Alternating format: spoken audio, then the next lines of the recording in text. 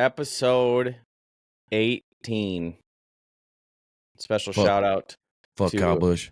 Yeah, fuck Kyle Busch. He drives for 8 now, but either way.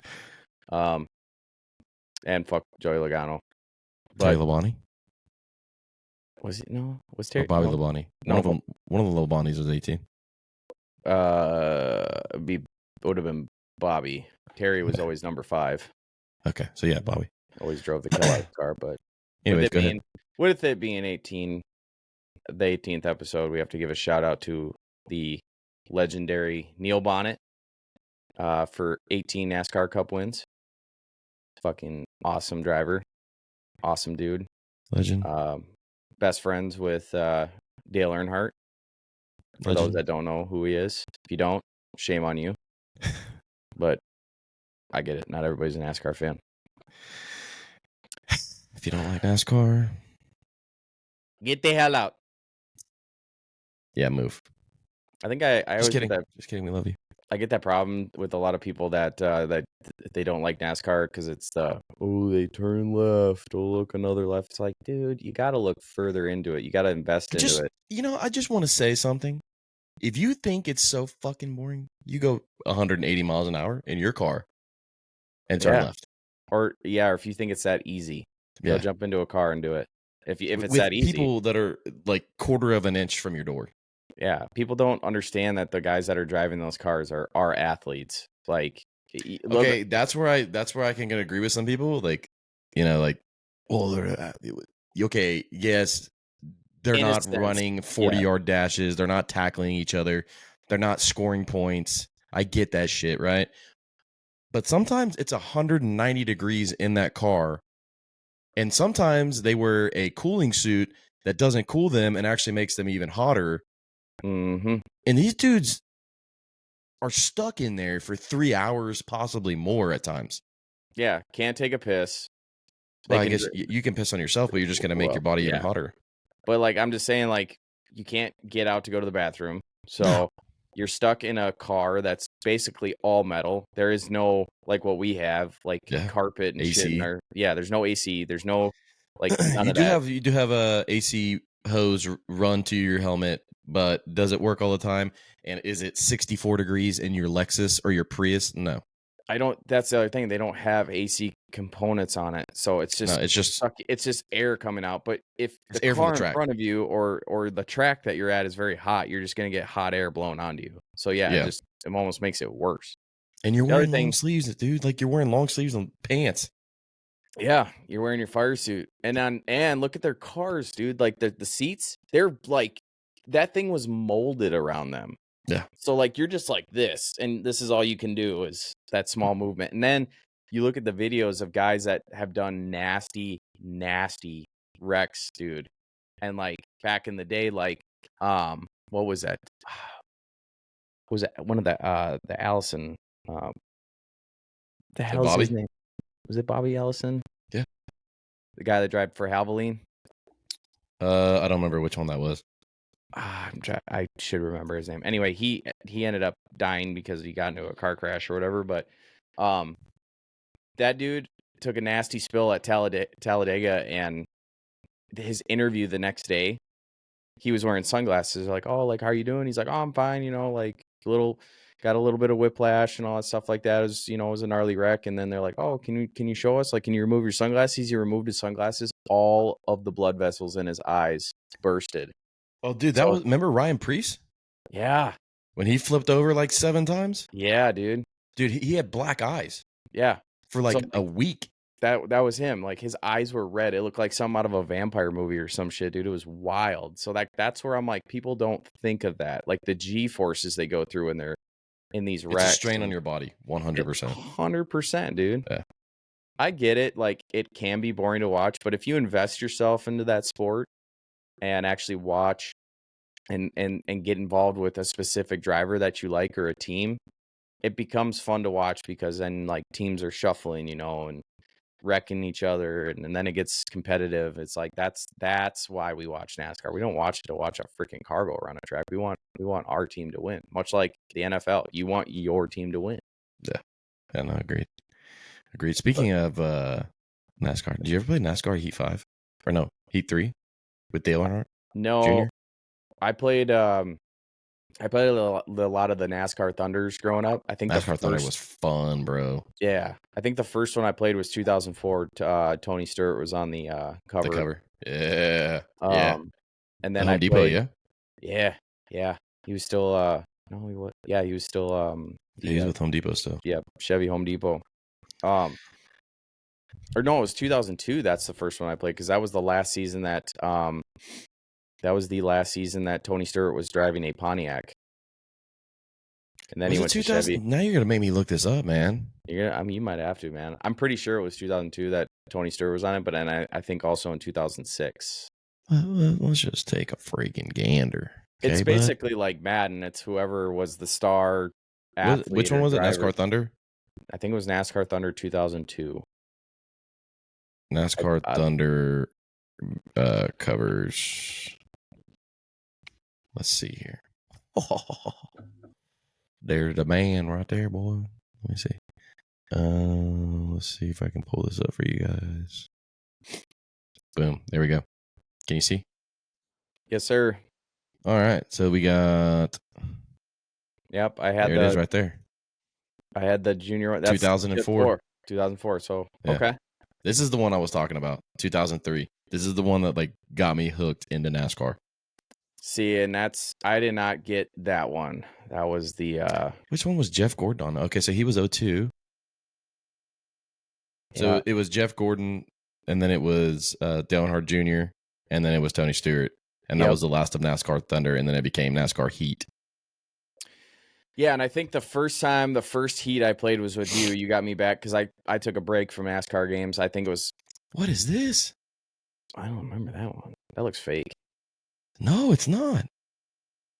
NASCAR Legacy? Yeah, NASCAR. Look, there's. Oh, they must have brought in like Dale Earnhardt. That is fucking cool. You know what I always thought was going to be a great idea for a NASCAR game? They should have it where you could race in whatever like era that you wanted to race in. So like one of my favorite eras to race in was like the 80s with the square box Chevys. Yeah. Like I think they should do that where they should have like old fucking like Cale Yarborough and dude, look at these graphics, bro. Dude, we've come a long way. That is insane. So okay, so NASCAR Heat. When did Heat come out? Heat, I think, came out, I want to say around 2012. This is the one you and I started playing. Yeah, I was going to say Heat 4 was the first one that you and I started playing, and we started racing online, which, by the way, if anybody's ever played NASCAR online, it is the most frustrating thing ever. Because dude, it'll make you want, what does Theo Von say? It'll make you want to punch a fat kid at Kmart. Make you want to kick a fat kid at Kmart. Yeah, that's literally the definition of NASCAR racing online. Dude, you always get into a lobby with a person that is either just doesn't care. He does a 180 on the track and starts running into people, or he'll like you guys will be racing and it'll be a good race, and then all of a sudden, boom, out of nowhere, he just like wrecks you because it's just like for the fuck of it. Yeah, literally, yeah, no bullshit. It's crazy. Dude, what was I gonna say? In Heat 5 wasn't any really big difference between Heat 4. What do you remember? This? Do you remember you and I got so involved with Heat 4 that we were looking up guys? No, it was Heat 5. It was Heat 5 that we got like super into it. Oh, I thought it was Heat 4. Heat 5, yeah, we were. Look at this cover. Oh man, the Hendricks boys. That's our team. I mean, mine is this guy. Legends.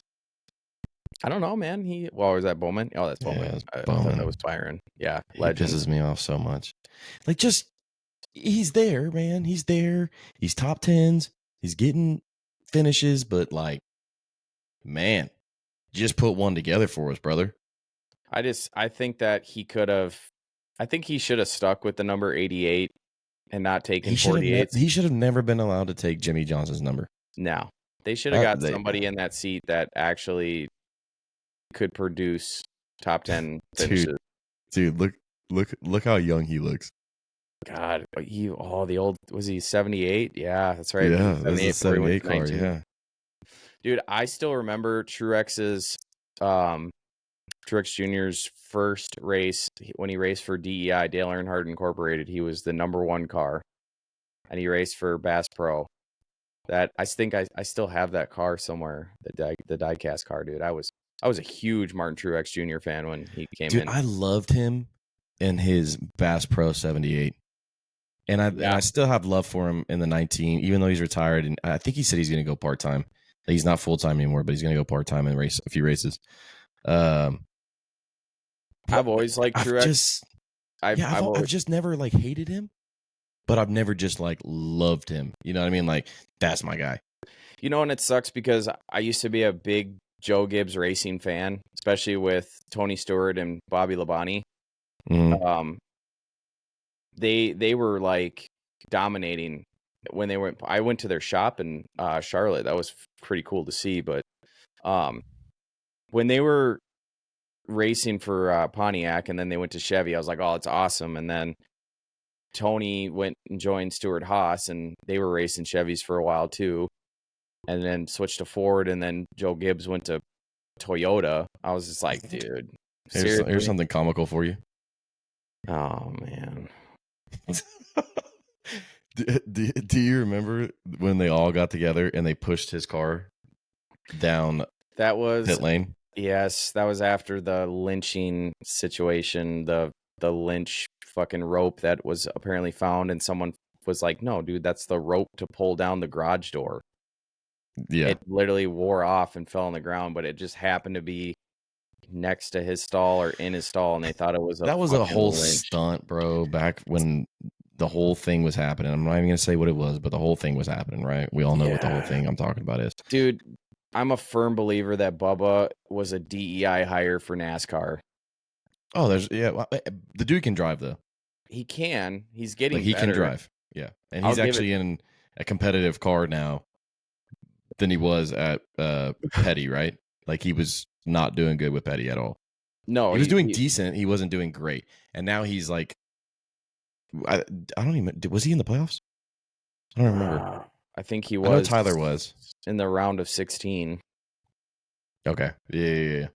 But I mean, it's not like they just found some random dude and were like, hey, yeah, we're gonna put you in NASCAR, you know. But like, he can drive. He's not bad.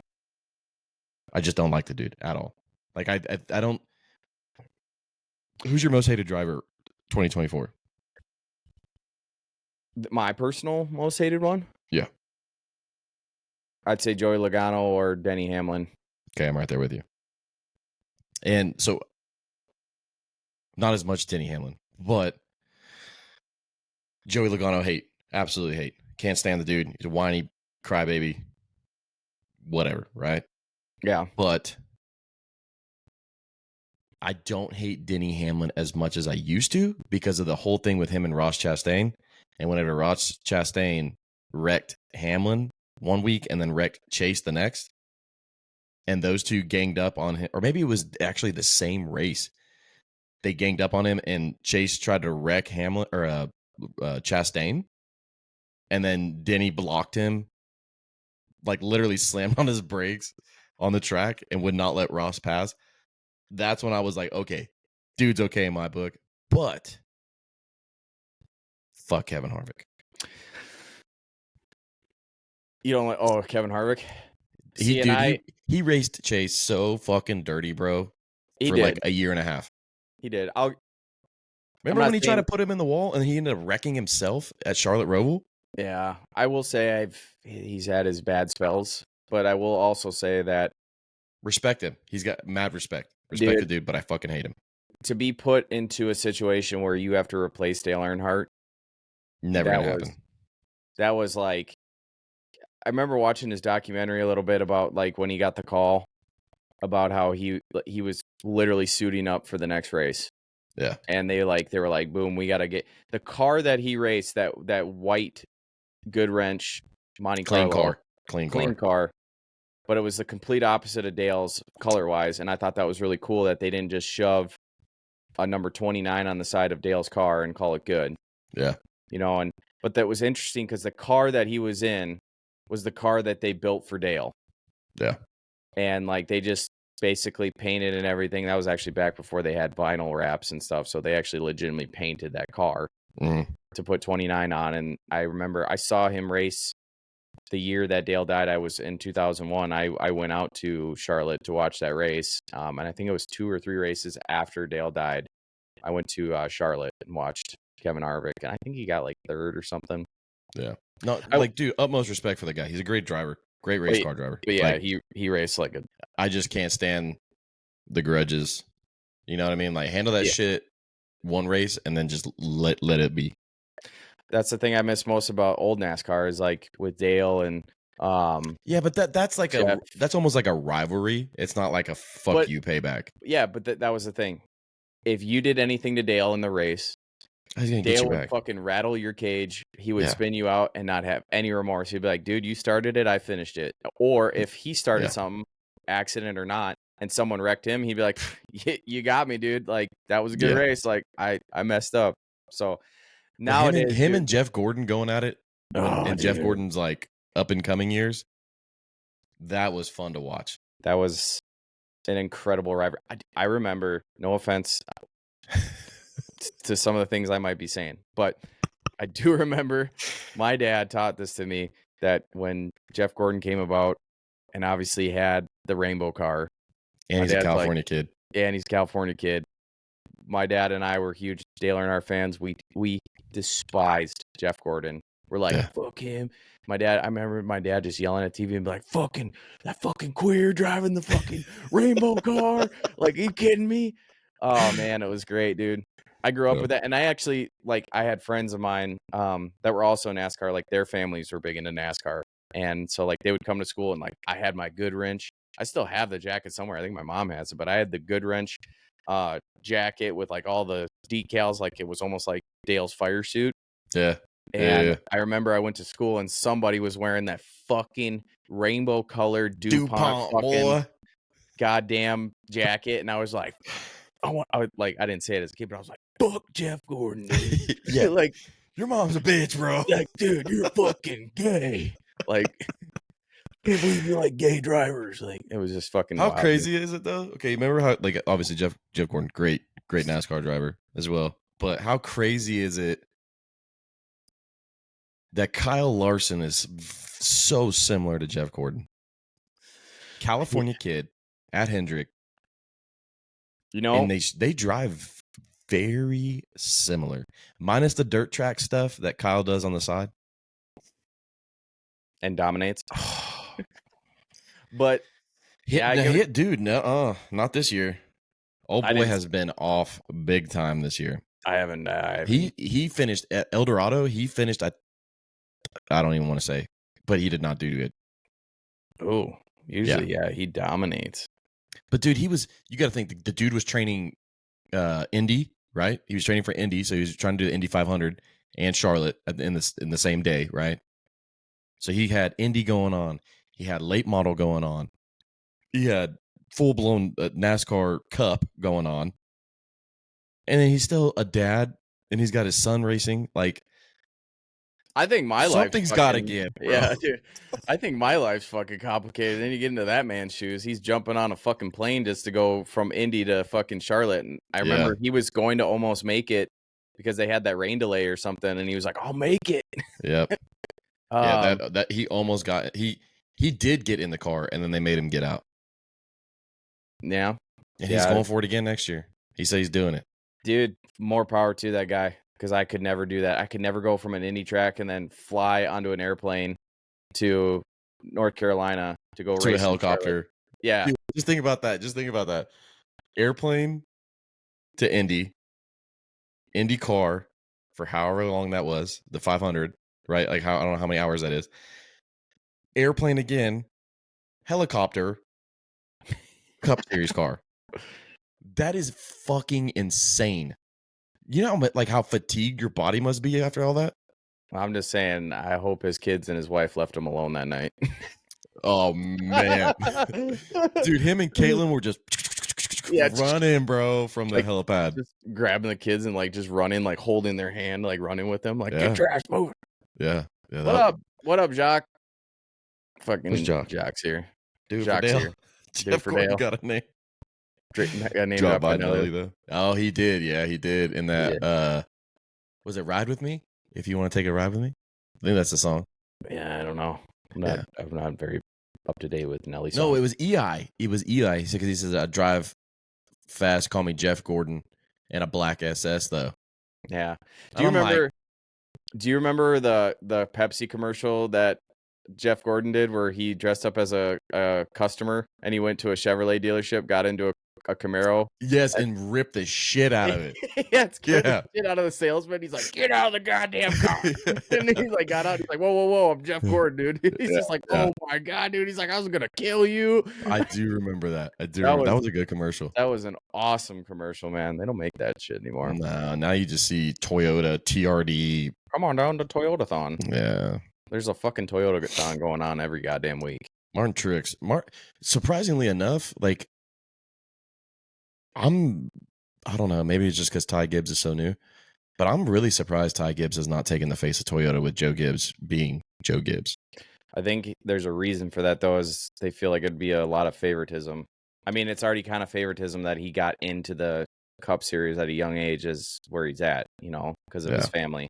His grandpa owned it. Now, I would have more respect for he's a good driver. Like the kid's talented, very talented. Yeah. But I think he would be like have way more respect behind his name had he not went and drove for his grandfather. Like if another team would have picked him up and he would have, like, if Joe was like, "Look, bro, I'll help you, but I'm not putting you in my car. Well, like, you do it by yourself." Yeah. I think a lot of more people would talk about him. Yeah, I think he would have a lot more respect behind his name. You know what I mean? But he's a good driver, so he backs it up. I don't know. Yeah, he won the Xfinity Series a couple of years ago. So he made I think he made playoffs. No, he didn't. He didn't make playoffs this year, but he made them last year. Oh yeah, Jacques, absolutely. Chevy and Like a Rock will always forever be intertwined. Absolutely. Oh, yeah. Dude, that's every time I hear that song, I always think of the commercial, like, "Get yourself a Silverado," and then the truck's like going through us like pasture out in Wyoming. Dude, who was the singer of that damn song? Bob Seger. Was it Bob Seger? Dude, I'm a huge Bob Seger fan. Oh man, I watched him play that live, and like my parents brought me to it. I went to his farewell tour. I've always been a huge Bob Seger fan. But my parents bought me tickets for his farewell tour for my birthday. And when I got to see that play live, dude, oh my God. I looked over at my mom. I was like, I'm pretty sure I could die. Like right now, I'd be like totally content. Like I could die right now. I could die right now. Like I'm good. Like I've seen it all now. Yeah, Bob Seger, dude. There ain't nothing better than cranking some Bob Seger like in an old Chevy truck or like car. Like my Camaro, I was blasting Bob Seger all the time, dude. Oh yeah. It's just there's never a wrong time for Bob Seger. Jacques says that that Dodge will always remind him of George Washington and his victory over the Redcoats due to his Dodge Challenger. That was a good commercial too. Yeah. Oh, that was really good. Well, hey, let me get you into something here. Okay. I want to play a clip for you, and I want you to tell me what you think. Screen share. About is it involving NASCAR, or are we going back to like video games? Or is it none of the above? Oh, ready? Yeah. Okay. You ready? Yeah. Talking about something that I think is a really good, because people always think that video games are frivolous, but what you were saying, I think that's really important, is it's so difficult that it requires you to only think about that, and it can like relieve stress. Yeah. It can take out the rest of the world because it's so hard. Yeah. You can only think about that. Yeah. I mean, if I play a video game on extreme difficulty, then I have to concentrate fully on the game. And it has a calming effect. Yeah. It sort of chills down.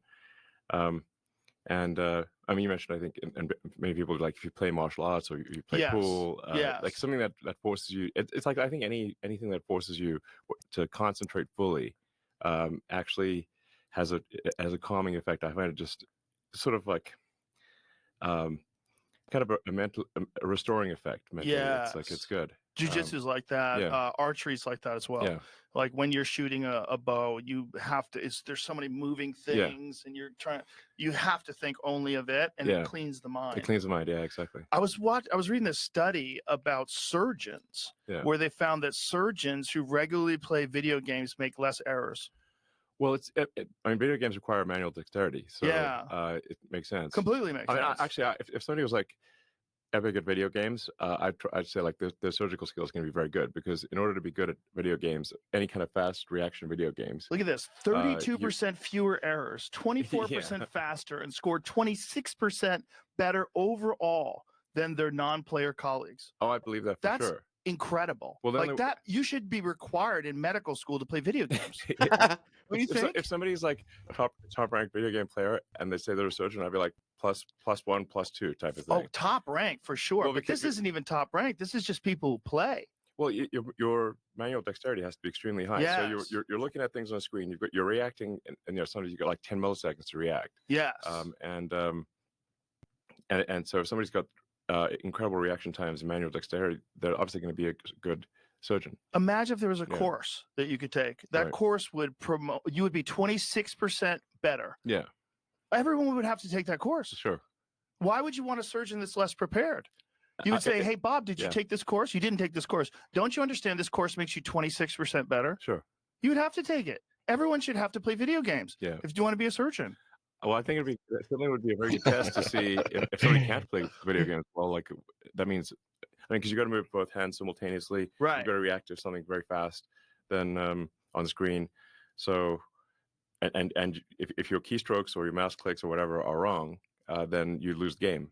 Right. So, if somebody's has a good rank in video games, I would say that their manual dexterity must be extremely good. Well, it's so their fine hard. motor skills have to be excellent. If you think about like StarCraft or any game like Quake, any game where a lot of people are playing, to rise to the top, you have to be exceptional. Period. As a human being, there has to be something exceptional about you. Yeah, actually, if I mentioned Quake, way back in the day, I was one of the world's best Quake players. I know we talked about this. Yeah. I loved Quake. Yeah. I mean, my family. So I'll just stop it right there. But dude, okay, he's one of the smartest men in the world, right? Yeah, I would say he is probably the smartest man. He's got to be top 3, if not number 1, right? For sure. This dude is out here promoting video games. He was a ranked player. I don't even know what Quake is. I couldn't tell you what it is, but I do remember when it came out. It was kind of a big thing. But that is crazy. The stat that Joe Rogan pulled up, the 26% better at being a surgeon. Now, I'm not a surgeon, but the fact when Elon Musk brings it up, he said it clears your mind because you're solely focused on one thing. Yeah. Well, and you think about it. So I'm very fortunate enough I have awesome parents that let me play video games growing up. Now, do not get me wrong. My dad still had to whoop my ass outside and say, go play with your friends, go basically touch grass, get some exposure to the world. Mm-hmm. But my dad was a huge supporter of me playing video games, especially when Call of Duty came out. My dad loves war games. My dad loves war movies. He's watching the documentaries, everything. Typical conservative Republican.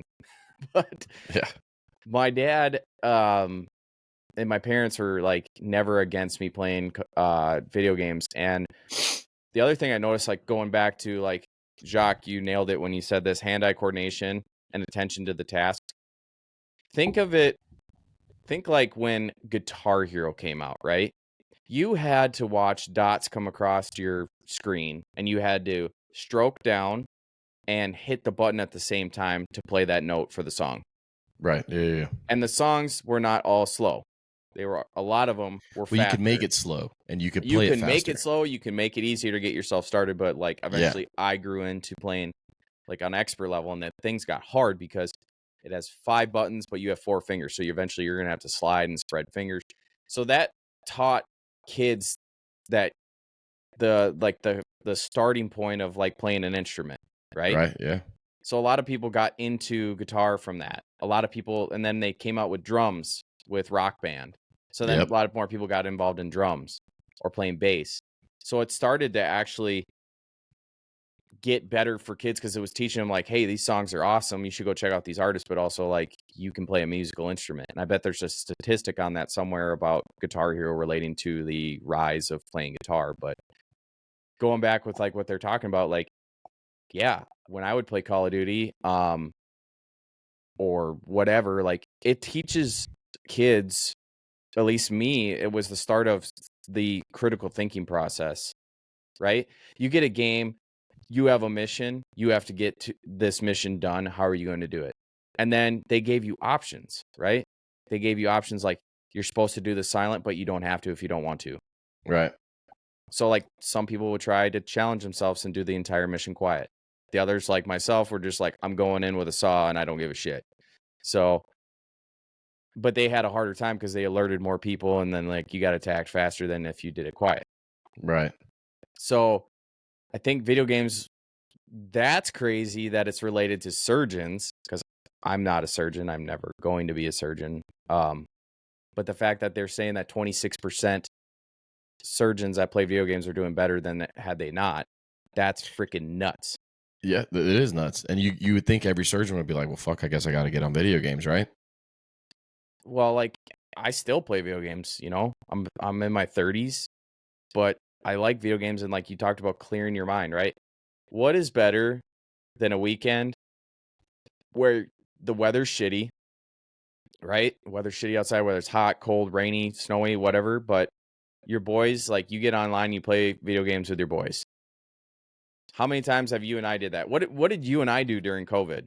Oh man, what did you and I and every other man we played that had a pair between them? We played do during COVID. We played Call of Duty Modern Warfare. That was, I can't remember the stat, but that was the most people that had ever purchased a Call of Duty video game in video game history. Yeah. I remember that was like the hottest thing of all time because they introduced Warzone. But not only that, but like we play multiplayer, and then when Warzone came out, and I'm like, God, it's just another Fortnite thing, and you're like, dude, no, it's like it's very similar to PUBG and has like Fortnite-ish kind of characteristics to it, but it's its own thing. That's honestly, so like we were talking about before we got on here, that was the first Call of Duty I ever played. Maybe I played Modern Warfare 1. I think I might have owned it, but I never really got into it. But I did like you, like I was like all about the story mode, right? Like I didn't give a shit about playing online, all that kind of stuff. When they released Warzone, dude, I'm gonna sound like such a nerd, but the camaraderie, oh dude, when it was like me, you, Jeff, and whoever the fourth was, Borowitz, dude, it was literally like the Marine Corps 2.0. Yeah, dude. Like you could literally make a joke while you were getting shot at. You know what I mean? Like there was, don't get me wrong, there was moments that we were like not joking at all. We were like, you know, taking it serious. Remember, dude, we played in like some tournaments. Yeah, we won actually. Yeah, we won a tournament, and we suck. We were like middle-aged dudes competing in a tournament that we just so happened to get on.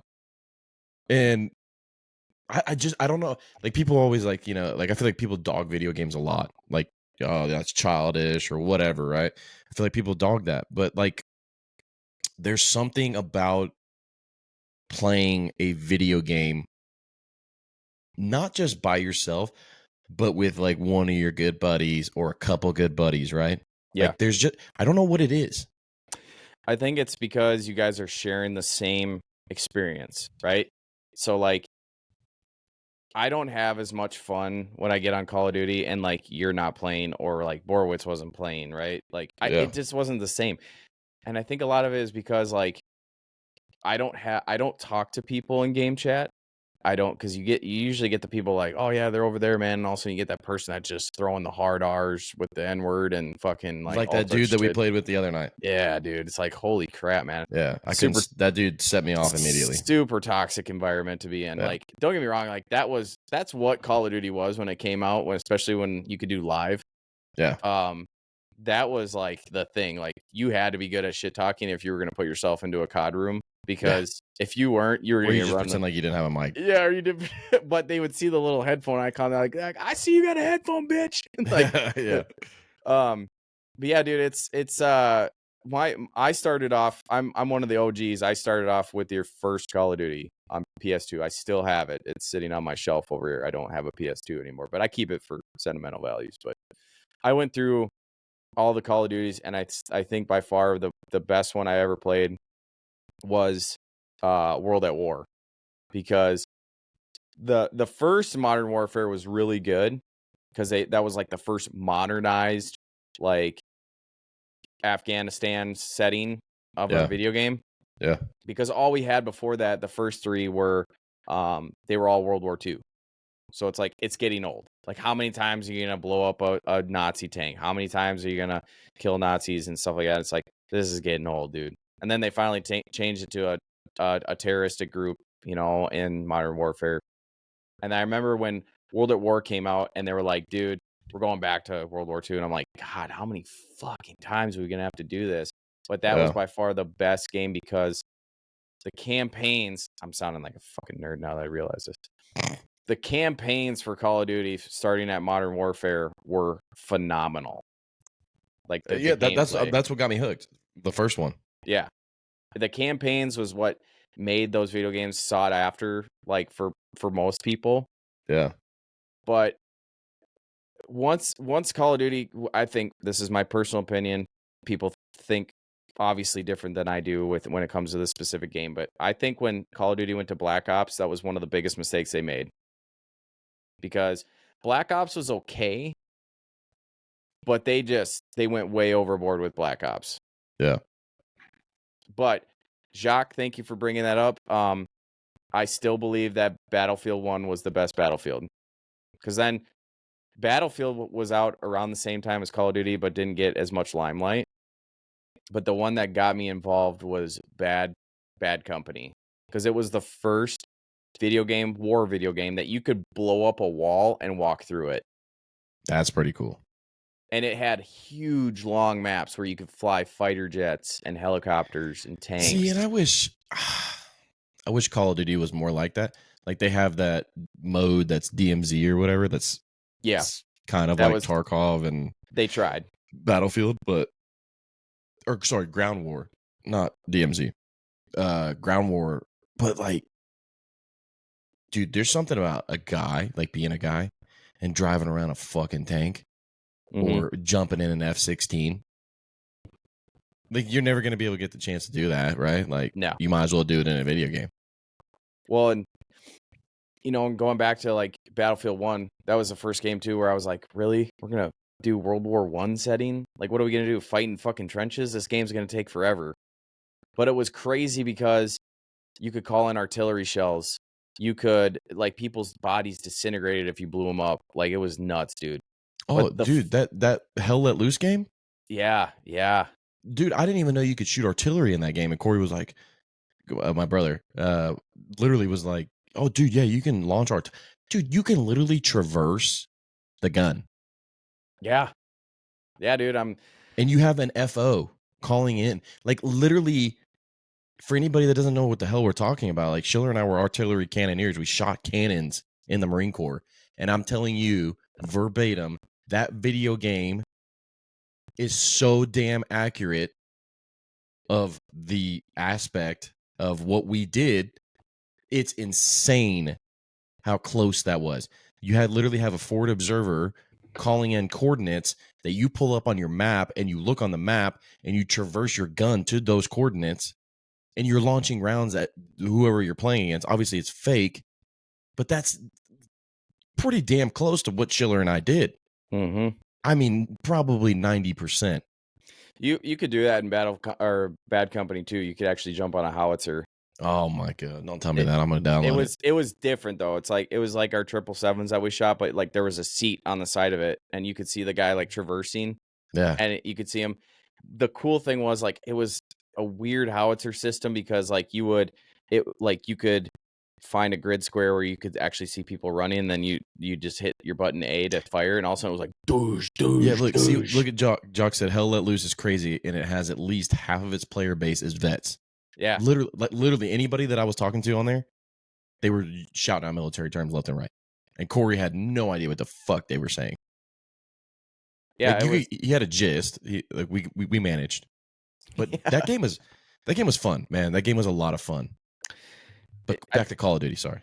No, you're good. That's the thing though, like gaming around the COVID time frame and even before then was like meta, dude. Like it was a grind every day to get through work so that way you could go home to play video games with your boys. Like there was nothing better knowing like boom, you punch out at 4 or whatever, however long you work, and you get to go home and play Call of Duty with your friends. And all of a sudden you're sitting there and like you're like, oh dude, I got like 6 hours to play. Like this is awesome. You look up at that and now you're like, fuck dude, it's like 1 o'clock in the morning. I gotta be to work at 6. You're like, shit. Dude, but you can't tell me how many times we stayed up way too late playing. I was just gonna say, do you the times during COVID that you and I played Warzone when everybody was locked down? Jacques, I know you said you were working. Good for you, buddy. But the rest of us, we were involved in industries that didn't allow us to go to work. We had to work from home.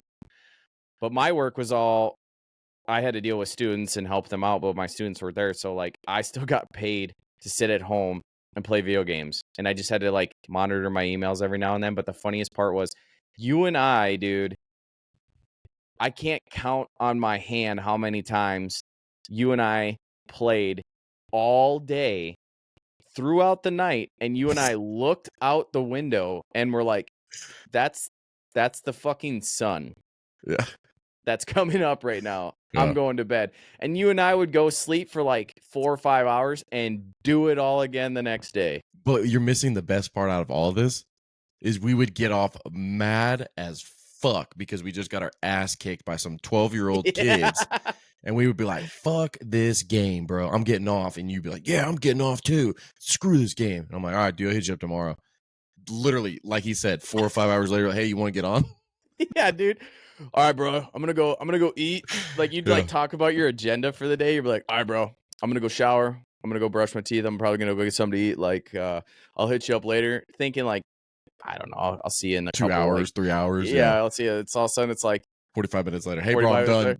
All right, bro, you ready? You ready to run? Like, let's, dude.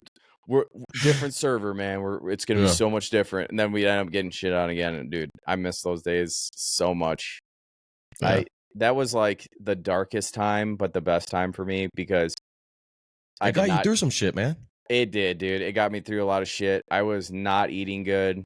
Go ahead. Give him the story that I did.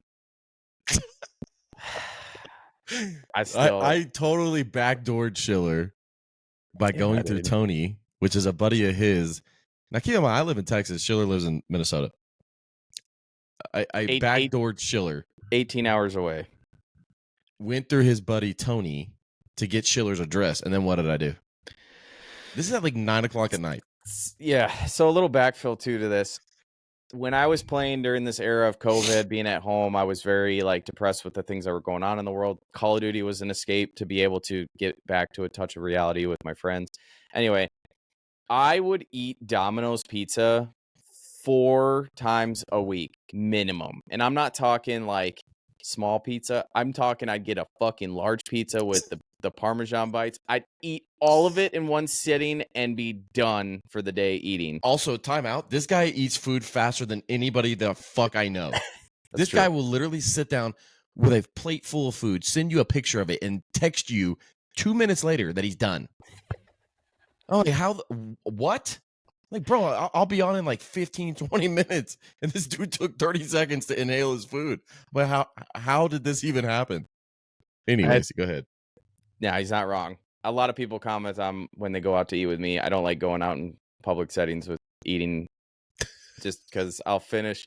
I shit you not, the waiter or waitress will drop the food in front of me, will come back. You know how they drop off and like 3 or 4 minutes later they come out and they're like, how is everything? By then, I'm already finished with my meal. And they're like picking up my fucking plate and they're like, how was everything? And I'm like, it was good. And most people are still picking at their food. Yeah. I'm like, fuck, dude. Anyway, I ate a lot of Domino's. It was close. It was easy there was the only place I was delivering.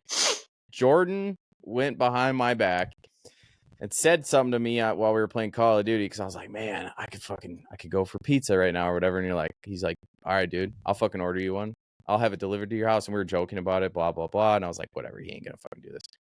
Next thing you know, I didn't even have his address. Didn't have my address. So he went behind my back to one of my good buddies, Tony. I got my address that I was living at the time. All of a sudden, I'm like playing, and Jordan went silent, and I'm like, what the fuck? What the fuck's going on? Like, why is everybody quiet? And then I hear a knock on my door, and my dog at the time that I had was going fucking ballistic. Just, and I'm like, I'll be right back, dude. Like, something's going on. So I'm like in the middle of Warzone. I tuck myself in a corner to like not get killed. I come back. There is a fucking Domino's pizza delivery man at my door holding a pizza. And I'm like, I had to like think for a sec. I'm like, did I fucking order something and I forgot? Like, what's going on? All of a sudden, I look, and it's a fucking medium cheese pizza or pepperoni. It was pepperoni pizza. And I'm like, what the fuck? And he's like, all right, here you go, man. I'm like, all right, what do I owe you? He's like, it's already paid for. And I look on it, and the motherfucker threw his name on there. And I don't remember what. No, I put Dave. Dave. Yeah, you put Dave on there. You're like, hello, Dave. Yeah. You're like, hello, Dave Schiller. I'm like, motherfuckers. So I come back onto my mic, and I'm like, are you shitting me right now? And he's just dying laughing. He's like, dude, I'm like, did you just fucking order a pizza from 18 hours away to have it delivered to my house? And you're like, yup. And I'm like, motherfucker. And you're like, send a picture so we can fucking see. I think I still have that picture somewhere. I'm like, you posted it on Facebook, bro. Yeah, I'm like, only your bro would fucking. Oh my god, dude. Yeah, everybody was in. Like, there were like 6 of us playing. We all knew what was happening because I was all texting him on the side. Mind you, the time or the place that I lived at was not in city limits. It was out in the kind of countryside a little bit. Like, I lived at a house with my buddy Borowitz that lived on a 5-acre plot. So it was bigger plots. So like, it was a kind of the countryside-ish there. And so when someone came to our door, it was normal. Like, it was not normal. It'd be like right now where I live in a town of 3,000 people. If someone came to my door right now, I'd be like, why the fuck is someone at my door? Yeah. Like, it's funny to me and you. Like, I crack up about this story, but like, I have told the story to other people before, and they're like, okay, what's so crazy about that? What's so crazy? Like, I could do that. It's like, no, you weren't there, dude. You don't understand. You had to be there. You had to be there.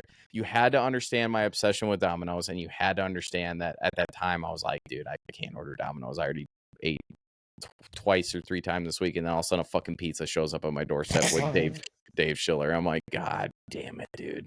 You knew exactly who it was at that point. I knew instantly when I saw the Domino's guy. First, like I said, my first thought was, did I order something while we were in the midst of a fucking game and I forgot? Nah. It's like, nah. Yeah. I couldn't believe it, dude. Do you remember also? Do you remember with COVID and all the crazy shit going on with like the riots and stuff? And obviously with me living in Minnesota, I was only an hour and a half north of the Minneapolis riots. Do you remember when I sent you a video where you're like, bro, you better get down there or whatever, help or whatever? I was like, okay. And I grabbed one of my bolt action rifles from the fucking, like, my old World War I 1917, and I fucking was like, I like fake sounded like I was loading it, and all of a sudden I'm like, okay, let's go, and I just started fucking running towards the door, dude. Dude, you're like, dude, you're so fucking dumb. Oh man, if people got a hold of our videos that we sent each other, it'd be fun. Or I still have the video that you went up in your house when we were playing, and your headset was pretty loud, and you went to go get something to drink, and you filmed like your monitor with your headset sitting there, and you have a video of me yelling at you, and you could hear me through your fucking headset where I'm like, I know you can hear me, you piece of shit. Oh, like I was holding the phone and the headset was like way over there, and you could hear my headset. You were filming from like your kitchen area or something into your monitoring area where you're at right now. And yeah, dude. And you can still hear you. Yeah, hold on. Let me see if I can find that video, dude, because that was fucking funny, dude. I to this day laugh my ass off. Oh man, that popped up the other day, and I was like, why do I have a video of a computer screen? And then I looked at it. I'm like, oh my god, dude, we are so fucking stupid. Yeah, we've done some dumb shit. Some really dumb shit. Dude, everybody was going through a hard time, man. We were figuring life out and trying to see what was going on. The world was all shut down. There was nothing to freaking do. Yeah. Certain people screwed that up for us, you know? Yeah, they sure did. Let me see what we got going here. Oh, I'm getting close to it right now because I'm looking at all the photos and everything that Oh, here it is. No, that's my sniper shot that I did. What the hell is it? Bear with us. He's old. Yeah. I'm old. He's old and senile and can't find videos on his phone. I might have, dude. Don't tell me I deleted it. If I deleted it, I hate myself. I'll tell you one that's stupid funny. It was with Jeff, and he texted me some off the wall shit, man. Literally, this is how it starts. I was like, "Are you coming to Texas?" And he said, "On my way." And he sent me a screenshot of the distance, the travel, like, you know, how the route you would take. And it shows him facing Canada. Like he's at his house and he's facing north. And I literally said, "Why are you looking at Canada?" Laugh my ass off. 24-hour trip. That's going to blow. He said, "Canada what, boy?" I said, "Look at the direction you are facing." He said, "Bro, I'm facing the north to get my grid location. Then I'm shooting an azimuth and following my ancestors' prediction for the best footing as a crow flies to smoke signal forward to the moon." Like, only Jeff, bro, would say some crazy ass explanation of why he's looking north. Ah, dude, I don't think I have it. I don't know where it went. Fuck, dude, I'm mad now. You'll find it. That was a funny thing, dude. I remember you sent it to me on Snap, and I maybe you deleted Snap or whatever, and then it came back, so I don't know if I did. Anyway, that was the gist of that story, dude. That was so funny, dude. Just you filming, and it was just like, "You fucking hit me." So I brought up because I know there's probably some controversy with, you know, well, video games aren't good for you, blah blah blah. Brought up some stuff for us to look at real quick. We'll make this kind of a short episode. We're already 52 minutes in. Let's see, video games. Here we go. So, some advantages. We'll do both. Advantages, disadvantages. Advantages of playing video games. Video games can improve cognitive function, including attention, reaction time, visual, spatial skills. These skills can be useful, whatever, blah, blah, blah. Problem solving, hand-eye coordination, social skills, which it could go either way on that one, because if you're not playing with other people and you're playing with just by yourself, then social skills really doesn't matter. And reading skills. Disadvantages is obviously addiction. Video game addiction can lead to negative consequences such as poor academic or occupational performance, social isolation, and neglect of personal responsibility, and physical health. Schiller literally just admitted that one right there. He was eating Pizza Hut or Domino's and playing video games, right? So obviously there is advantages and disadvantages of playing video games. Now, do I think it's a great idea to play video games 24/7? Absolutely the fuck not. No. Do I think there's a time and place to play video games? Absolutely. Like, I could probably be 45 years old and a Call of Duty just comes out. I'm going to play 1 weekend or 2 weekends a month with Schiller or whoever, because it's just something we share in common. It's no different than, "Hey, Schiller, I just bought this brand new gun. You live next door. You want to go shoot it with me?" He's going to say, "Fuck yeah, let's go do it, dude." Yeah. It's no different. And the fact that it gets looked at as like, "Oh, that's childish" or "That's nerdy." Do you want to know? Who cares? You want to know who's looking down on those things? I'm not going to sound, this is not a sexist thing. It's just it's a totally realistic thing. It's women. Yeah. It's women. Yeah. And a lot of women think like, oh, I've seen videos on it too. Like women are like, "He's 30 years old. Why the hell is he still playing?" By the way, good night, Jock. He's got to be up in 6 hours, so he's got to drive through snow. Women are a lot of times have been saying like, you know, he's 30 years old and he's still playing video games. Like, but then you see the comments on there, and there's a lot of other women that are backing the guy up, and they're like, dude, that's his thing. Yeah. Like, you're gonna make fun of him for his thing? Like, yeah, like what's the difference? Do? What's so bad or different about, if let's just put it in perspective. If you came over and we played a video game, or you came over and we worked on a car, or you came over and we broke down a gun and cleaned it, or literally put together an AR or something, right? There's what's the difference in that? What does that matter? It's a hobby. It's not toxic if it's not 24/7. Yeah. It's a release to get outside of this fucking crazy ass world, right? Now, I'm not promoting video games. I'm not saying everybody needs to play video games, and I'm not saying that you need to play once a day type of shit, right? Like, if you've got a family, handle your business. The wife and kids go shopping or whatever. Who gives a fuck if he jumps on the video game? The dude's been at work, or vice versa. Yeah. The dude takes the kids, and maybe she likes playing video games. Who gives a fuck? Like, that's my point, right?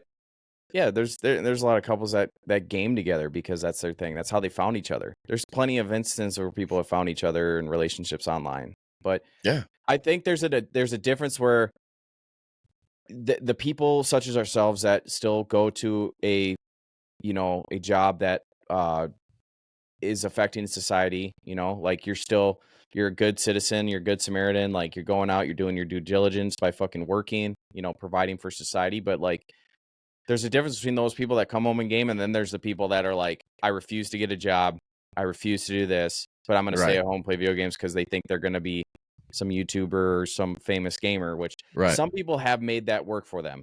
Like, there's it's a so lot. Far, dude, it's so few and far between, man. Well, it's so saturated with the market now. Yeah. Nobody, originally when like the Call of Duties came out, and Warzone especially, people that were really good and streaming on it, those people that are very famous for that now were the first. They started it. They were the trailblazers. Yeah. Now you got people that are trying to do it, and it's like, who cares?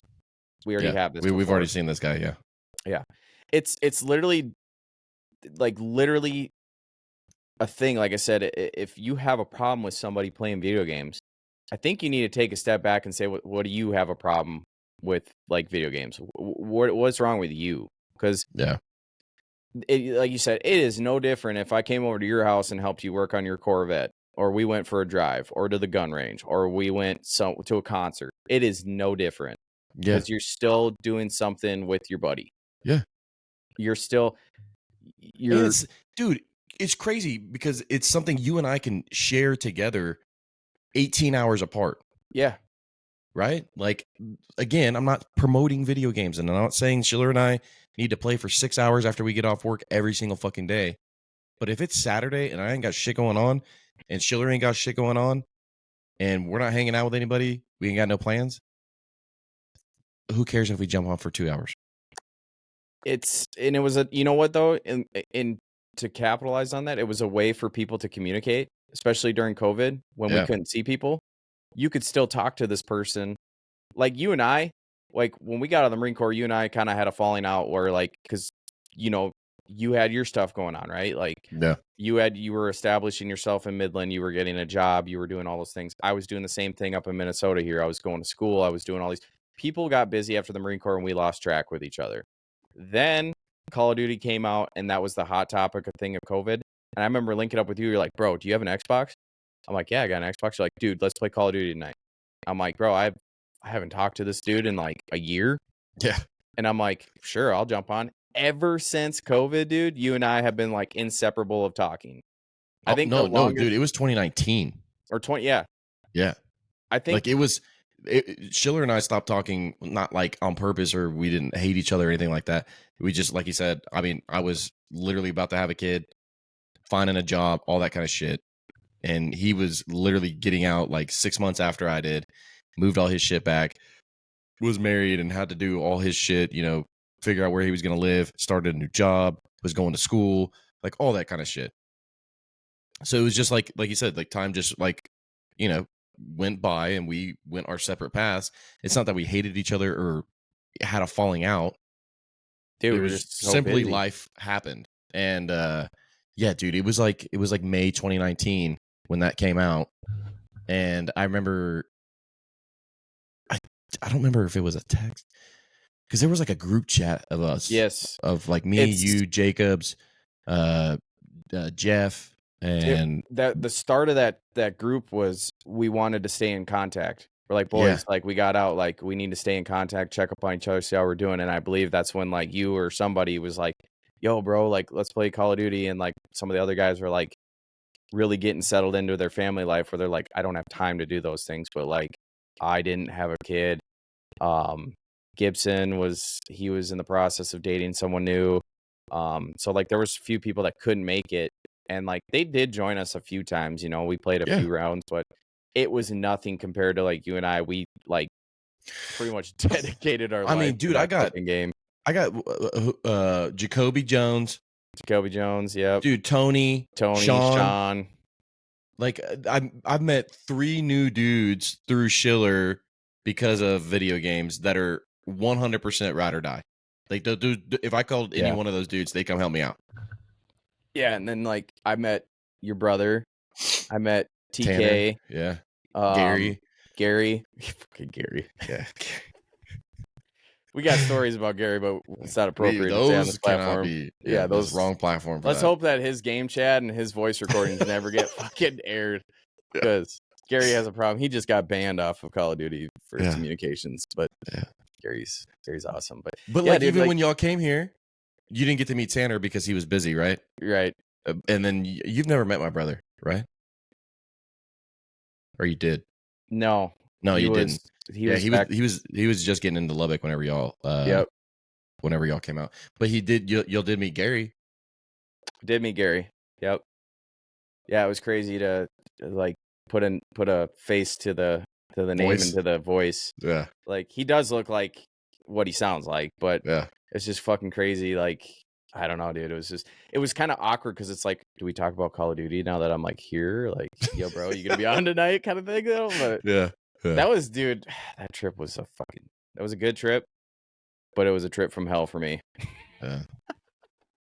Not getting to see Kojo, damn near dying of bleeding, ruined my brand new fucking shirt. Yeah, but there was a lot of positives. We went to go shoot. We went to go see Chris Kyle's memorial. Dude, that was. I got to go to my Cavender's experience. Yeah. Yeah, I fucking love Cavender's, dude. I bought so much stuff off their website. Chiller. Did you hear that? That was Cavender's calling you to come back. We're having a sale. Yeah. 20% off. It's coming. Yeah. You should be in Texas. See, I think that's the thing that sucks about where I live. So I live obviously in the north. Like I don't have a southern bone in me whatsoever. I have no heritage to the south. But I love the Western lifestyle, the clothing, the music, the everything, dude. I love it all. And up here, like in Minnesota, all these guys up here that care about deer hunting, but deer hunting up here is sitting in a fucking shack with a heater, waiting for something to walk by for like 12 hours. Like I grew up on that, so I thought that's what really like legitimate hunting was until I went out west and I discovered what real hunting is like. Stalking and working and, you know, scouting, glassing valleys, things like that. Like you got to work for it. But anyway, getting a little off topic, but the reason that I like am jealous of you is you get to live in an area, especially West Texas, being super pro cowboy, like super pro Western. So like up here, there are times like I've got a shit ton of Wrangler Pearl Snap shirts, and I love wearing them. And People sometimes look at you like you're fucking from Mars. Yeah, people look at me up here, they're like, this fucking poser, this guy thinking he's a cowboy. It's like, I never said I was a cowboy. But if they ask me, hey, what have you done that's even cowboy like? It's like, I have ridden bulls. And they're like, what? Like I tell people that all, like the icebreakers, like tell one thing about yourself that some people would know. That's my go-to. It's like I used to be a bull rider. Perfect one to use, yeah. And they're like, what? And I'm like, yeah, I love it. I would do it again in a heartbeat. And what's crazy is I did it in California. And I did it in Northern California. Wild, dude. Yeah. But that's what I'm jealous about is down there. Like you guys have stores like Cavender's and you got a lot of Western lifestyle down there that it's like, dude, I'm so jealous, man. Like you could go get handmade fucking custom belt buckles and cool shit, dude. Hats, boots. Dude. Yeah, like Texas has American Hat Company. You guys have Wrangler down there that's in Texas. Like you have all the things that I fucking love and I love to wear up here. But did you hear that? That was Texas. That was Texas. Yeah.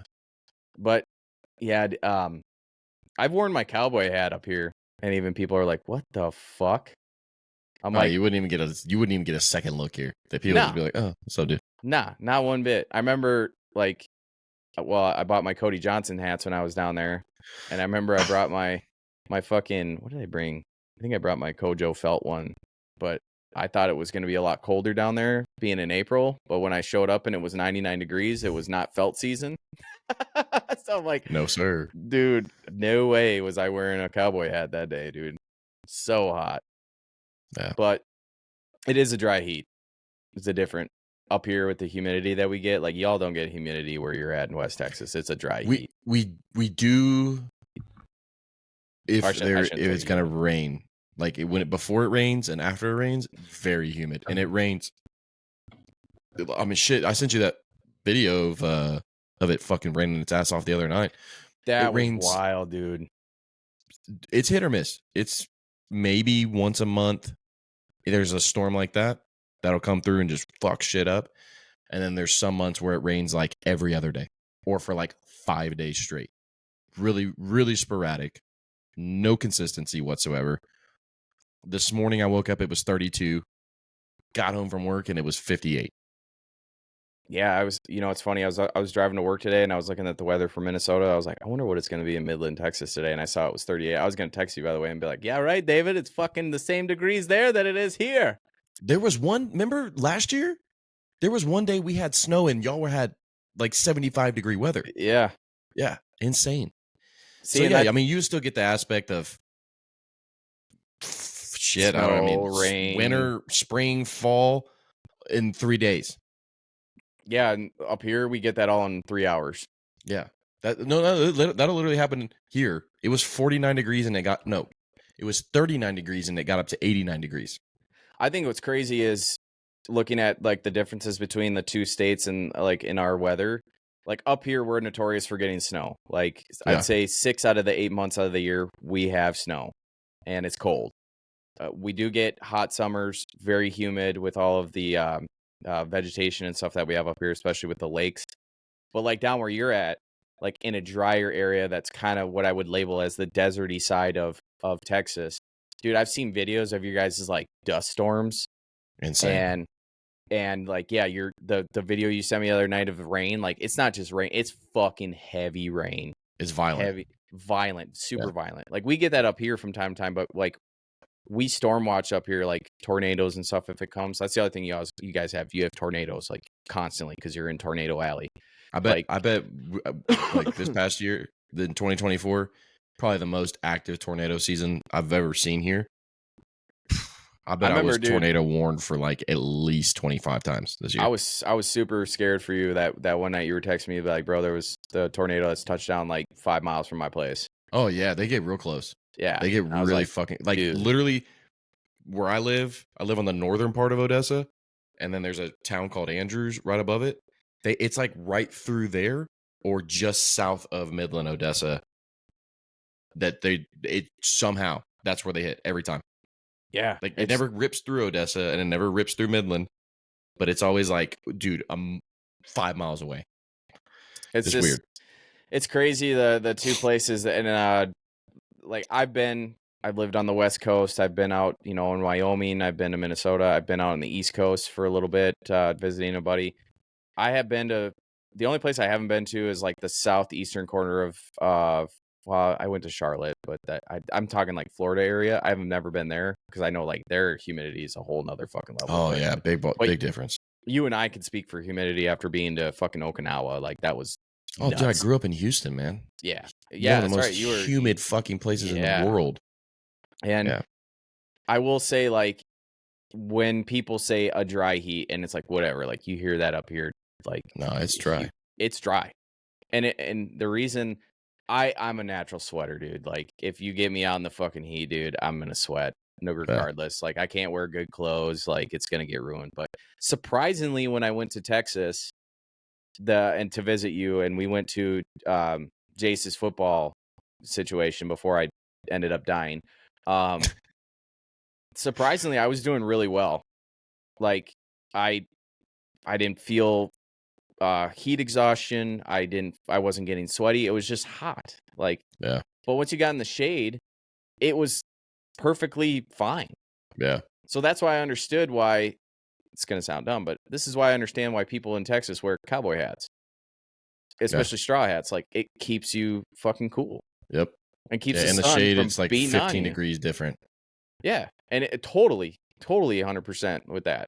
Yeah. And I remember, like, we went back to your place, you had the AC cranked, and then that night it got a little chillier. So we had to tell you to shut the AC off because it was getting fucking cold.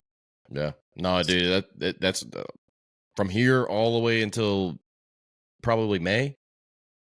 Hot during the day. Not hot, but it'll get 60s, 70s. And then as we get closer to January, that's when it's like high of 35, low of like 12 or whatever. Man, it'll be like, turn the AC on at 12 o'clock in the afternoon, and then it's like, holy shit, turn the heater on at night. And it's just ding, ding, ding, ding, ding, ding, ding, all the way until you get to about January and February. And you just leave your heater on for 2 months, and that's it. Yeah. See, and we get just a tiny bit of that. It's usually in the fall. Like, it'll get, like, sometimes we have fall days where it's 70, 80 degrees, drops down to like 50s at night. So, like, people will shut their AC off and turn it on. The worst part is, like, going to work in the morning, you're wearing a hoodie and, like, or like a vest. And then, like, by 3 hours into your shift, you're stripping clothes because it's just hot. Oh, yeah. And yeah, this morning when you, like you said, it was like 30 something here. Dude, I left the AC on like 72 or something like that. I woke up this morning, it was in the house, it was 63. And I wasn't even running AC. I have my house set year round at 68 degrees. I find it to be the perfect temperature for summer and for winter. Yeah. But like right now where we're at, going into winter, getting close, like we had a little bit of snow today, like just a small dusting. It'll be 38 degrees during the day and it'll drop down to like 20 at night right now, right? And then when we get in December and January and February are around our coldest time frames. That's the stereotypical things you'll hear about Minnesota. Like, it'll be 5 degrees out, but with wind chill, it'll be like negative 35. And then you get snow on top of that. And then at night, it's like, oh yeah, the high of today is 5, the low is negative 10. Yeah, see, that's where I'm out, dude. It's not. Here's the other thing, like, it's just like the heat, like you were talking about. You're like, bro, I don't go outside. Like, that's the same thing for us. Like, we don't go outside. Yeah. Like, we go to work, go run errands. That's what I'm saying, though. Negative degree weather, I'm not running errands, bro. Well, I'm not. I mean, we have to. That's the thing. I'm not going to go put on 5 jackets and 6 pairs of pants and 14 pairs of socks and a fucking wrap around my face so my face doesn't get burnt from wind. Nah. I'm out. Nah, I throw on my old cowboy wear fucking jacket. I have my Wrangler jeans on, and I'll wear boots. That's it. I don't go any other, like, I don't go to that extreme. If I'm going, I've only gone a few times ice fishing. That's probably the other thing that you guys down in the South probably find wild, is that we can drive trucks onto lakes and fucking fish and have bonfires. I find that fascinating because we don't even have bodies of water here. Yeah. So our lakes, we get like up to 26 to 32 inches of ice, and it'll hold a fucking big ass ice shack onto it and a truck, a dually. Like, you could just drive out on the lake. It's crazy because some of our winter storms get so bad and such bad flurries that you can't see. And we make the joke up here, like, I'm not sure if I'm in the right lane or if I'm on a lake right now, because you could literally dive on into a ditch and not fucking know. And you could, you'd be out on a lake. I stay in the South, boy. But a lot of guys up here, when they establish they build their own ice shacks, so they buy like the ice castles that are like fucking 60 plus grand that have like TVs in them and shit and shitters. Yeah, Sean bought a real nice one. He does. It is a nice one. Those guys will literally go out and set up on a lake. They'll set in at like Friday. They might take work off on Friday. They'll go set up, drill a couple holes, crack some beers, and they're like sitting there fishing in fucking shorts and a t-shirt because it's hot, inside. It'll be the negative 20 degrees out, and they'll be drinking beer, getting fucking shit-faced the entire weekend. And then, they sleep there, they eat there, they shit in there, they fucking do everything. And you just pick up and load up whenever you want. And then as soon as, if you want to move to a different spot, you just pick it up, go drill some more holes on a different spot. Or, when you're done for the weekend, you just fucking lift it up, hook it up to the truck, and go park it back at your place, and you do it all again the next week. Now, I'm not an ice fisherman. I fucking hate ice fishing. I think it's boring as shit. I don't really drink. I'll have a beer or like a shot of whiskey every now and then just because I'm more of a social drinker. So yeah, same. Ice fishing's not me, dude. Like, that's for people, like, no offense. Yeah, right, motherfucker. If I came up there and I was like, let's go ice fish, you'd be like, all right, bitch, let's go. 100%. If you said to me, bro, take me ice fishing right now, I'd be like, we're in. Like, I'm in. And that's only because I would do that for you. But if like, I lived, if I was like, I'm gonna come up there like 10 times this year, you'd be like, all right, let's go ice fish. Different story. You don't live here, so I want to give you as much experience as possible. However, I constantly get nagged by all my buddies that live up in this area that are like, bro, let's go ice fishing. I'm like, fuck that. Enjoy your time being cold out on a fucking lake fishing in a hole. Yeah. I'm a bass fisherman, dude. I like to cast and have interaction, move a lot. Yeah. It's such a pain in the day. Imagine the howitzer placement and displacement that we did, right? No. Don't even compare it to that, because I'm gonna tell you fuck now. Dude, it's the same thing. Yeah, I'm out.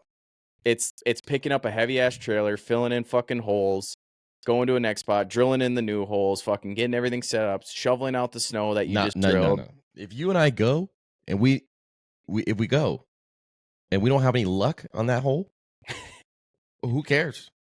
We're there. No, there's get drunk instead. People literally travel around the entire lake. They'll drill holes. They'll fish there for an hour. They'll pick up. They'll move to a different spot. Drill more holes. They'll just. Nah.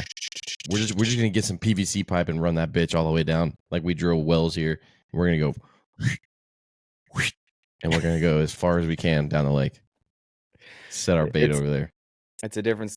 Yeah, it's a different world. We'll just get like a underwater remote control car thing. Well, that's the new technology nowadays. We have what's called Vexilars, which is like a little sonar thing you put in. You can see colors, and basically you can look on your chart and you can see fish. It was like the first fish finder for ice fishing. Yeah. Now they have cameras, so you could just shove a fucking camera down into a hole, peek around. Yeah, we need that too. But we need something that if the fish is like 60 feet over there, we need something that will just drag it over there. Harpoon it and just pick it up. Like this fishing shit's easy. I don't know why you guys are fucking saying it's hard. Yeah, what the hell? Schiller, bring him to the Golden Cock. Oh my god.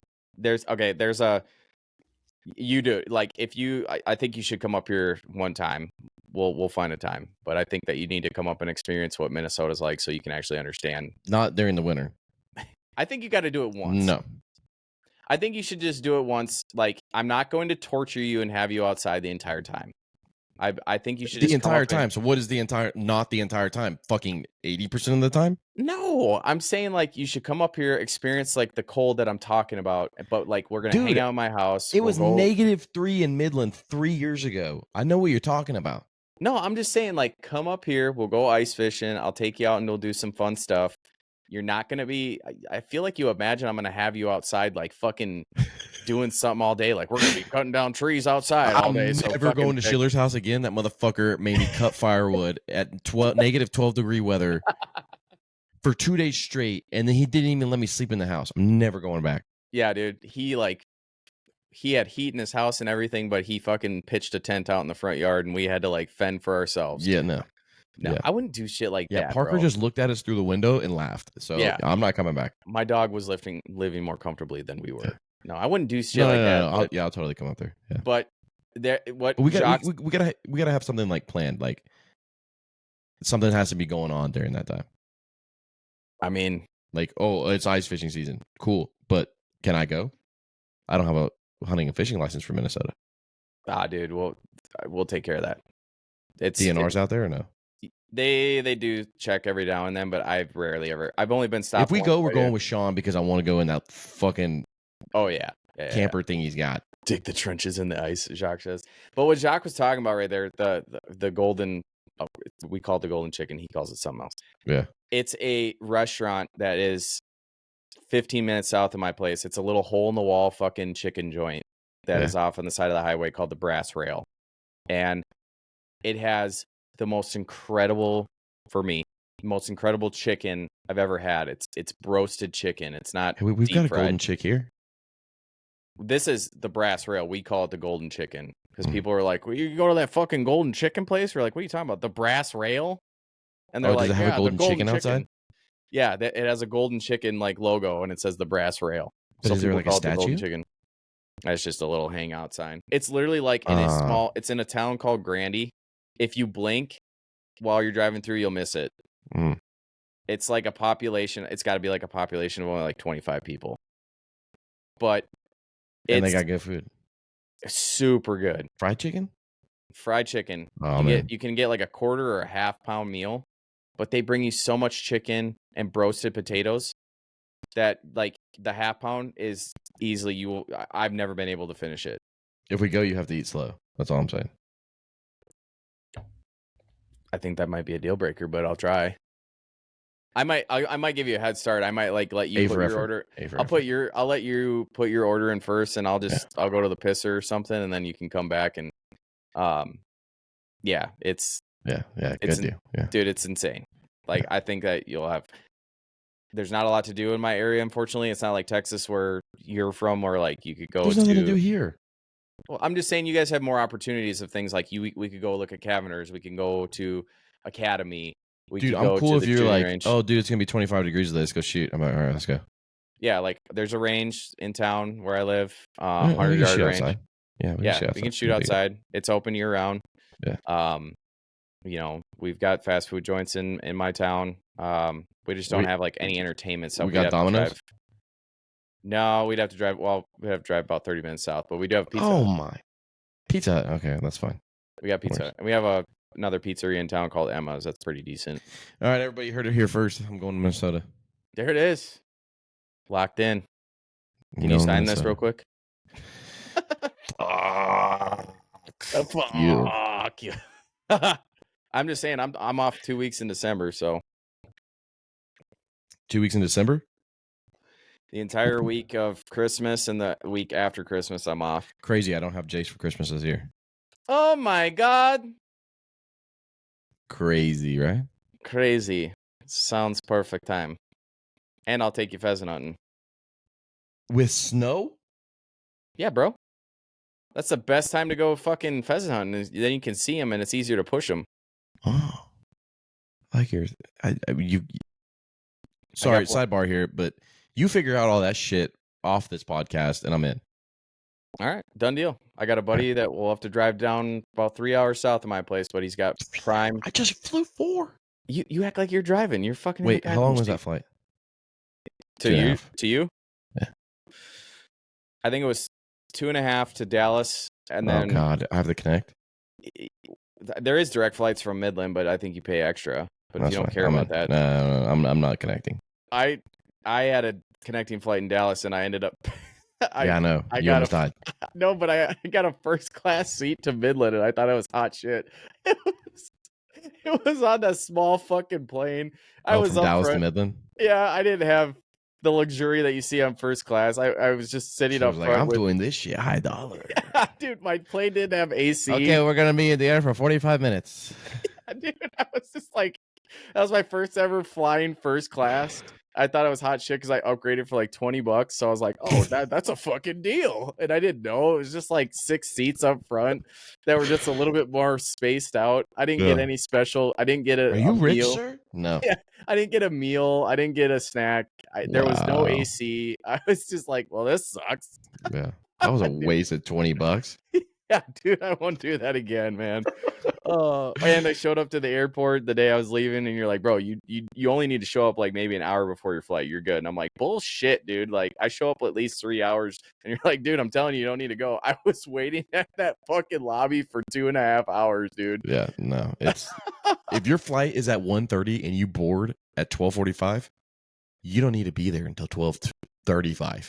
Yeah, I got through fucking customs so fast, and I was at my my area of my gate waiting for 2.5 hours. I remember you texting me because we were all hung over that day too. But yeah, that was bad. You were like, bro, did you make it? And I'm like, yeah, I made it. And you're like, all right, dude, like I told you, like, you're already waiting, aren't you? And I'm like, yeah. Yeah, I'm pretty sure I was gonna take you, and then I fucking puked. Yeah, well, no. What it was Jeff was still sleeping because he had an extra day, and I had to get back early to make it to work on Monday. I was super hungover. I threw up a bunch. I went to go get, because you were supposed to drive me to the airport, and I went to go, like, I didn't hear you or anything. I'm like, Jordan, are you up? And you're like, bro, I'm on the shitter. I can't leave. And I'm like, what?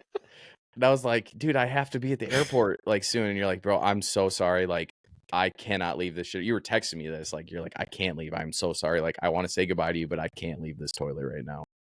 And Dude, I'm like, oh shit. You're like, bro, I ordered you an Uber. Like, it'll be here. That was also the first time I've ever taken an Uber. So you're like, bro, look for this license plate in this car. I'm like, what the fuck is happening right now?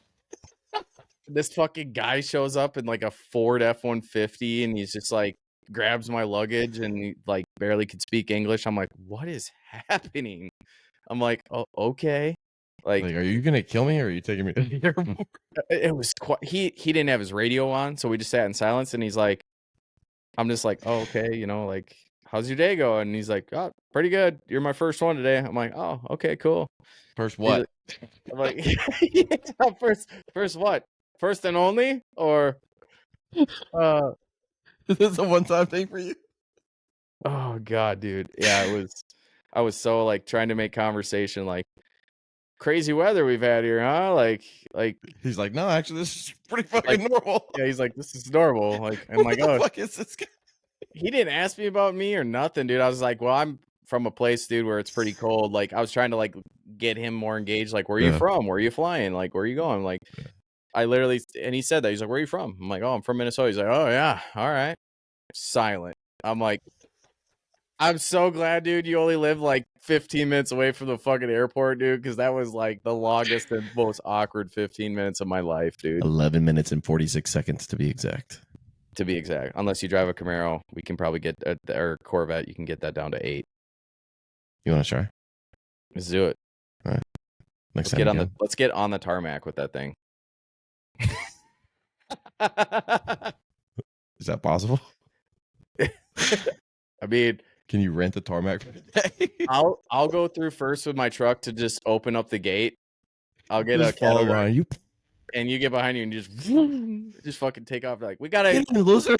We have a red Corvette on the tarmac. Get off the fucking runway, asshole. Flight 136 requesting permission to land. It's like, no, we got a fucking Corvette doing burnouts on the tarmac. Hold on. Goddamn, the circle around. You're gonna have to, dude. We're low on fuel. Like, I don't know what to tell you, man. Like, this guy is not leaving. This local guy thinks that he's on fucking Street Outlaws. Oh god. Oh man, that would be Jock funny. says if you come up, he's fucking joining, so he's in. All right, sweet. So we got to get Tony, Jacoby. Tony's married now, so I doubt that he'll fucking come out. Jacoby would probably come out. Jacques would come out. Sean would come out. Who else am I? Sean would make up some bullshit excuse that he can't come. Nah, Sean actually would. He would drop things if he knew you were coming up. Yeah? Yeah, he for sure. Especially if you're like, dude, Sean, we want to go out, we want to ice fish. He would, if he would, the only thing I could see him saying was, fuck, dude, I have something planned, like ice fishing. We'll just make sure he has nothing planned. Yeah, it would be one of those things where like. So we need to text him tonight and tell him, hey, for the whole week of Christmas, you're not doing anything. Yeah, you're not. I think the only thing he usually does around that time frame is like he goes down to the cities to his aunt and uncle's house, who he's super close with, because that's like the biggest thing he does. What is that noise? Oh, dude, that scared me. My TV just turned on. Well, somebody was at my door. Like, it sounded like somebody was at my window. Coming out like, I have a gun! And I don't know, I'm not trained how to use it, so you should be afraid of your life right now. Hey, did I think I told you about that time that dude tried to kick in my door? I don't know if you told me that. I didn't know that. I never told you that? No. Dude, he thought my house was somebody else's house. He's fucked up out of his mind. And this is like a 1:30, 2 o'clock in the morning, and it's just bang, bang, bang. And I'm like, what the fuck? And I pull up my phone and like I'm looking at the camera to see who it is, because it sounded like the cops were here, like they're looking for somebody. And I'm like, dude, it's some like Hispanic guy in a white T-shirt. And I'm like talking to him on the doorbell camera. And I'm like, hey, dude, you're at the wrong house, man. And he's like asking for some dude's name. And I'm like, you're at the wrong fucking house, man. You need to leave. I was like, you've got about 10 seconds to turn around and get the fuck off my property. And he was like, fuck you, motherfucker. And just boom, boom, boom. Dude, I literally, that little side window I have, I grabbed my fucking AR, pointed my laser on him, and I was like, if you don't fucking leave, I'm shooting you through the door. I feel like bro, that was it. That was it. He walked off. I feel like that would be the biggest mistake to do, like in Texas. Everybody literally, it says you can shoot through your door. Yeah, literally everybody in fucking Texas has a gun. Yeah. Like, it's not stereotypical. That's a fucking thing, man. Yeah. Up here, I could see it, like, some people up here, it's half and half. People either have a shit ton of guns. The guy was just drunk out of his mind, man, like, or high on something. Like, but I literally thought he was coming through the door. Like, he was kicking the shit out of my door. I know what you felt like because I did not have someone kick in my door. It ended up being a mistake, but what ended up happening was at my old place, there was a wicked, wicked bad fucking winter storm. And my back door had like the glass screen door before you walk into the normal door. Yeah. Well, the latch on that was starting to wear out. So I remember one night I'm playing fucking Battlefield 1 and, you know, just have my headset on, fucking doing my thing. And I'm the only one home. My wife was gone somewhere. And dude, that door fucking opened up and did the same thing. Just bam, bam, bam. But I didn't have the back porch light on, so I couldn't see the door above the glass, my normal door. I couldn't see that it was that hitting. I'm freaking the fuck out. I'm like, holy shit. Oh no, my wife was home because I went into the room and I said, I think someone's fucking breaking in. And she's like, are you serious? What are we going to do? I was like, what do you think I'm going to fucking do? And I grabbed my gun. I'm like, I'm going to look. And I open up the door. And like, even she heard it and she was like, that sounds like someone's trying to kick in the door. So like my adrenaline's going through. I'm like, dude, today's the day. Like, holy shit. Yeah.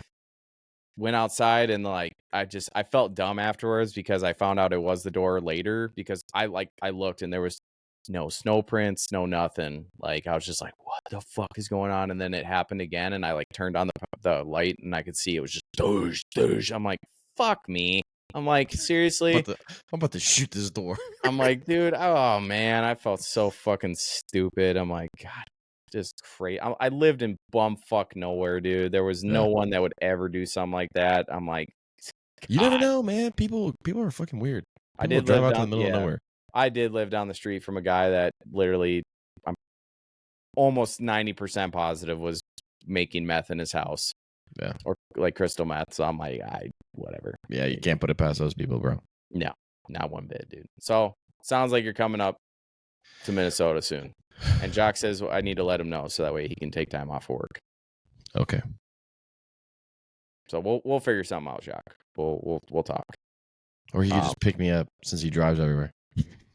Or yeah, Jock. Yeah, just pick him up in Texas because Jock's constantly driving in Texas. But I think he delivers more towards the Dallas-Fort Worth area. 4-hour drive. Yeah. Drive there. Jock, he's going to hop in your fucking 18-wheeler with you to come back home to Minnesota for the weekend. I hope you love metal music, by the way. Jock blares the shit out of it. And also, he listens to like that Spanish radio shit sometimes. I'll get a fucking Snapchat and he'll be like, hell yeah, brother. And it's like, oh my God. Like, Jock, fucking hey, man. So yeah, we'll plan something, dude. It's either that or I'm coming down again because I've got an itch to come. I mean, you got to come down. You got to. Yeah. We got to do our hunt. Yeah, we got to do our hunt. So either way, I see you 2024, 2025. Yes, sir. Or I could come up there and you could fly back with me to go do the hunt. I've never traveled with guns before. I don't know how that works. I'd have to check into that. It's easy. I'll figure it out. It's a simple process. You just can't. Everything, your bolt has to be zip tied. Like you have to zip lock your bolt to the rear. You can't have ammo. So you'd have to buy ammo here. Fuck. And that's about it. And it has to be in a hard case. That's a shitty part is I have low. You could mail your ammo here pre that. I was gonna say I'm gonna have to do that because dude, I got some low develops that I did for 270 that are just you can literally mail it here. First class mail it here for like $40. Jacques has seen the load that I developed for 270. I stacked fucking 3 bullets in the dime size group at fucking 100 yards with a 3x9 scope. Well, we can do it. It's easy. You literally just hard case them, ziplock them. You check them into like where you check your bags. TSA. They mark them. They lock them. And then whenever you get to your destination, you bring them to the counter. They unlock them. And you're good to go. Fair enough. Yeah. We could probably do something like that. I was actually thinking about that with my couple days off, but it's obviously around Christmas time, and I didn't know what your plans were with. I'm wide open, 100% wide open. Mm-hmm. I'll have Jay's probably Christmas Day if I'm here, but that's about it. And he'll come over, open his presents, and then he'll probably go back to his mom's after that. I'll have to see. I mean, I'm off work anyway, so my PTO is in, and I've already got that covered. So I would just have to figure out a flight situation. And I was actually looking at flights around the time. Okay, boy. Let's just we're gonna plan it. Yeah. Nobody else is coming. You're out. Yeah. You're not invited to my birthday party. The ultimate fuck you. Yeah. You're not coming to my birthday party. You're not coming to my birthday party. Oh man. Cool, dude. Yeah. So great ideas. Podcast, everything. All right. Then we could do the podcast at your place or yours. But yeah, cool. Was that everything we were gonna do? I think so. Yeah, just shooting the shit like normal. Again, I don't promote video games. I'm not saying it's healthy to do or violence all the time, but if it's good for a surgeon, 26% of the increase or whatever they said, it can't be too bad. Okay, that's all I gotta say. The stats are there. Piece of advice. Follow your heart. Dude. Yeah. I'd say follow your heart and don't chase anything. Yeah. I'd say except for your dreams, baby. I think that I don't know a quote that would summarize this all, but basically to anybody that's younger and kind of feeling like they're in this place where they're trying to discover who they are, like that's normal. You're not the same person you were when you're 18. You're not going to be the same person when you're 25. You're not going to be the same person when you're 35 and even 40 and so on and so forth. Like you're going to change and you're going to find out that you're going to start morphing into that person that you were meant to be and want to be. So like when I was 18, I loved tactical shit and guns. I wanted to be in the military. When I got into my late 20s, I wanted to get into farming and stuff like that. Now I love the Western lifestyle, and it's like I could see myself settling down out west or whatever, you know. I could see myself living the Southern lifestyle. I could see myself like getting into cattle ranching, things like that. That might fucking change in like a year, you know. But you're going to like enjoy. I guess here's what I will leave with: just enjoy the journey. Enjoy the journey. You're going to go through. Yeah, you'll know when it's time for you to get off the train. You'll know when you need a change. If you don't feel comfortable or within your skin, change it. Like, I feel like... And he's not just talking about your physical appearance. He's talking about your surroundings. No, your surroundings. Like, best quote I ever heard is, you cannot heal in an environment that made you sick. Amen, brother. You cannot heal in an environment that made you sick. You have to get out of it. So if you are one of those people that's struggling to fit in and wherever you're at, whether it's in your own skin or in an environment that you're at, you can change that. Be what you want to be. Do what you want to do. Find people that support that. Hell yeah. All right. Shit, dude. See you when you get here in the morning, brother. Pick me up in my flight. Yeah. All right, dude. We'll that was a good episode. We'll holler at you. Sounds good, buddy. All right. Later.